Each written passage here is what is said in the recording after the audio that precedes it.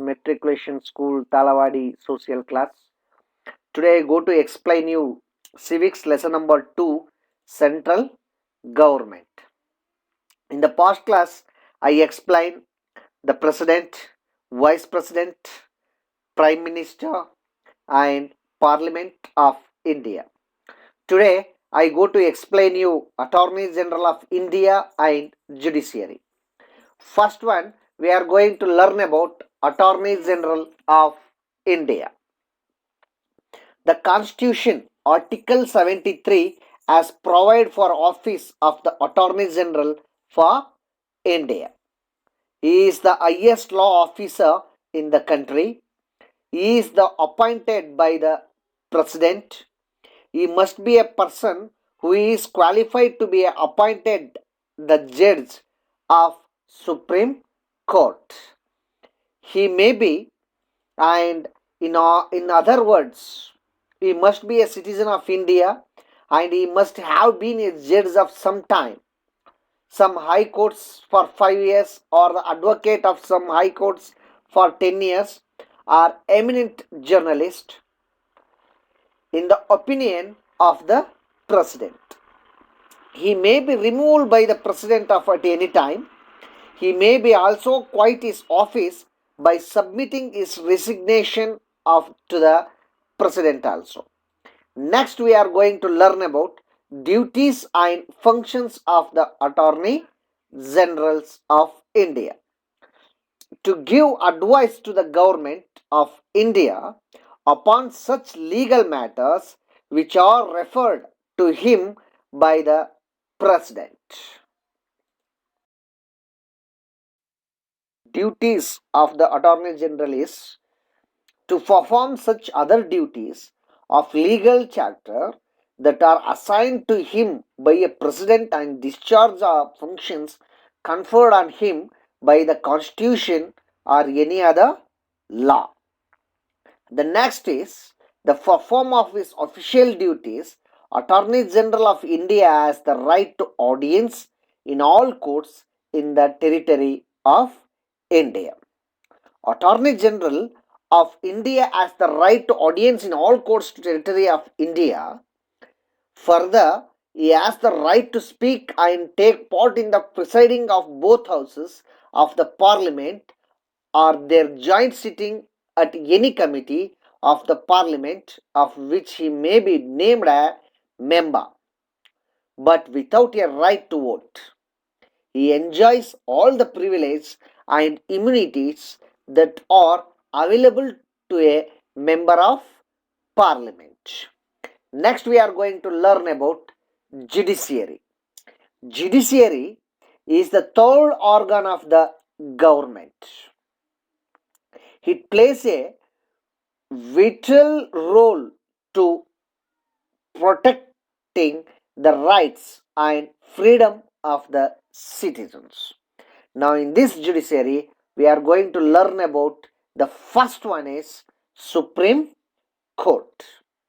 The Supreme Court is the guardian of the Constitution. We know very well that.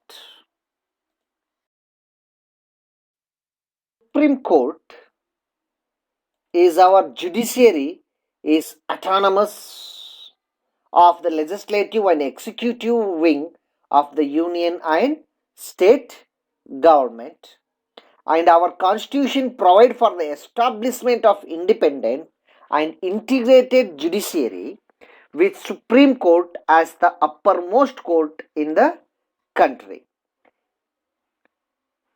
The judiciary plays an important role in the defensive. It plays an important role in analyzing and interpreting the necessity of law and the constitutions. Do you know? The Supreme Court of India, New Delhi, was inaugurated on January 28, 1950. It succeeded the Federal Court of India, established under the Government of India Act of 1935. Next point is compositions of the Supreme Court. At the commencement of the Constitution in 1950, our Supreme Court consisted of 8 judges, including the Chief Justice. At present, the Supreme Court consists of 34 judges, including the Chief Justice. The next we are going to learn about appointment of judges. The Chief Justice of Supreme Court in India is appointed by the President of India.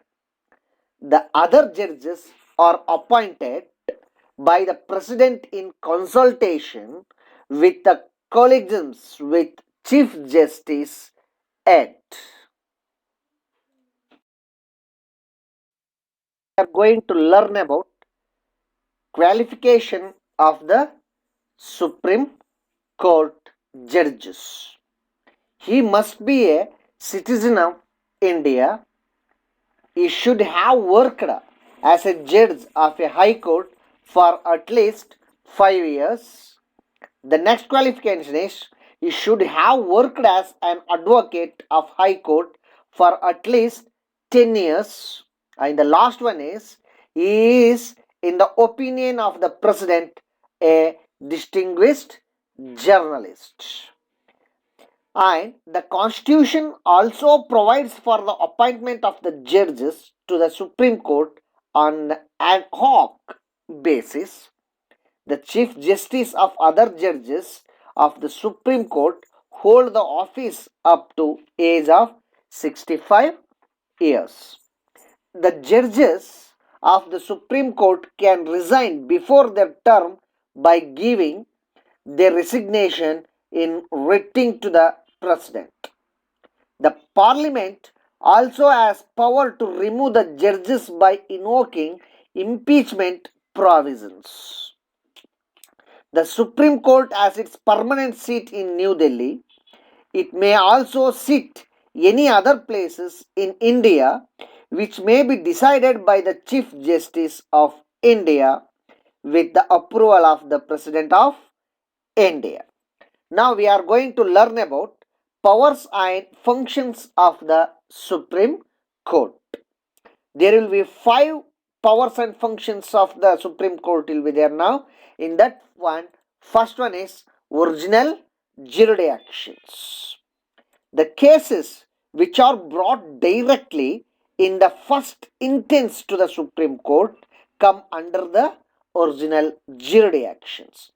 This may be dispute between the government of India and one or more states, of dispute between 2 or more states. The writs are issued by the Supreme Court for the enforcement of the fundamental rights.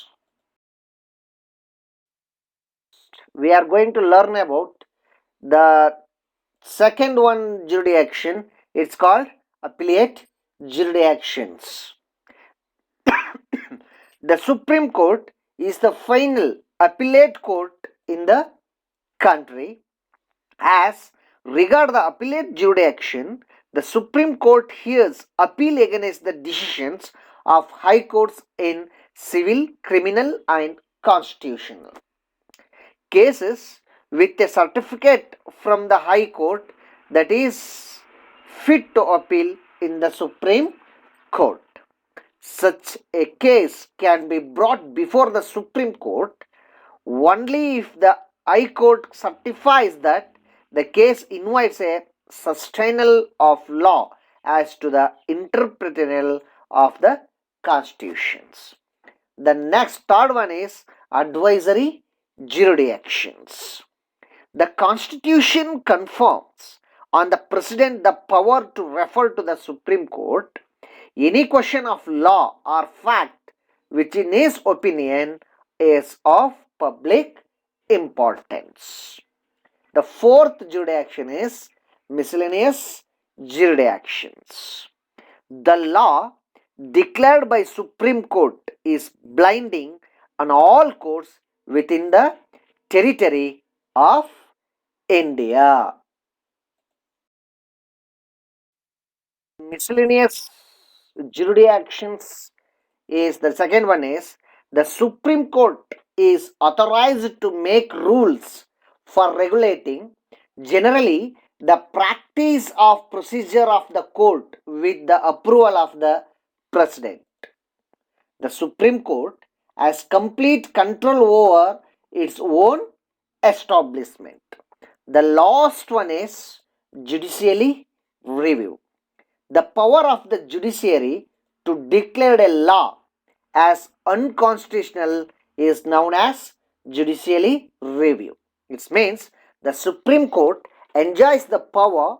The Supreme Court of India has individual review power with regard to dispute between center and the states, the interrupt and clarify a provision of the constitution about which are there are some doubts and differences of opinion, protecting the fundamental rights, those law passed by the legislature which are not in accordance with the constitutions. Thanking to watch my classes.